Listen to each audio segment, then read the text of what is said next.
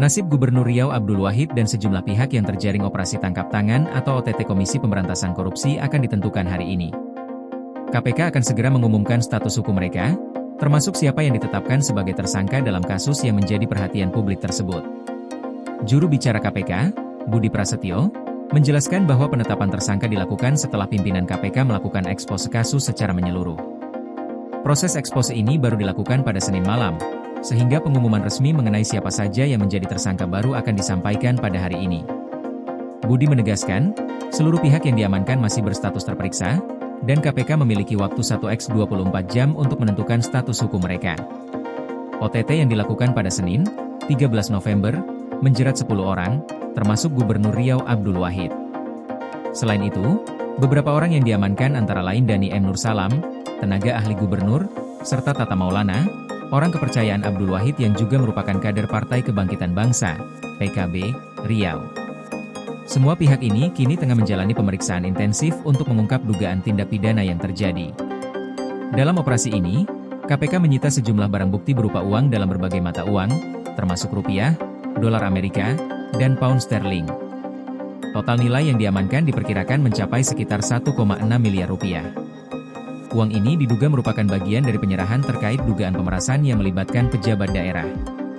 Kasus ini berfokus pada dugaan tindak pidana korupsi dan pemerasan yang terkait dengan anggaran di Dinas Pekerjaan Umum dan Penataan Ruang Provinsi Riau. KPK menegaskan bahwa seluruh proses penanganan dilakukan sesuai dengan prosedur hukum yang berlaku, dan semua pihak yang terlibat akan diperiksa secara menyeluruh untuk memastikan penegakan hukum berjalan transparan dan akuntabel. Penentuan status tersangka yang akan diumumkan hari ini menjadi langkah penting dalam rangka menegakkan hukum terhadap dugaan korupsi yang melibatkan pejabat tinggi daerah. Keputusan ini juga diharapkan memberikan kepastian hukum sekaligus menegaskan komitmen KPK dalam memberantas praktik korupsi di semua tingkatan pemerintahan. Kasus ini menjadi sorotan publik karena melibatkan kepala daerah dan sejumlah pejabat penting, serta berkaitan langsung dengan pengelolaan anggaran pemerintah. Masyarakat menanti pengumuman resmi KPK untuk mengetahui siapa saja yang ditetapkan sebagai tersangka, serta langkah hukum selanjutnya yang akan diambil. Selain aspek hukum, OTT ini menekankan pentingnya transparansi dan akuntabilitas dalam pengelolaan anggaran publik. KPK menegaskan, setiap dugaan penyalahgunaan kewenangan, termasuk pemerasan terkait proyek pemerintah, akan ditindak secara tegas. Penanganan kasus ini juga menjadi peringatan bagi seluruh pejabat publik agar menjalankan tugasnya sesuai aturan dan menjauhi praktik-praktik yang merugikan negara maupun masyarakat.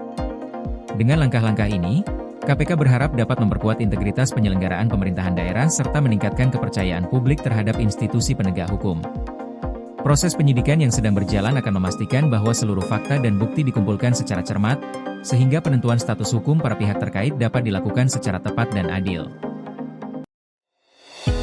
Koordinasi PLN dengan TNGL jelang Hari Kesaktian Pancasila, listrik terbangun, alam tetap lestari.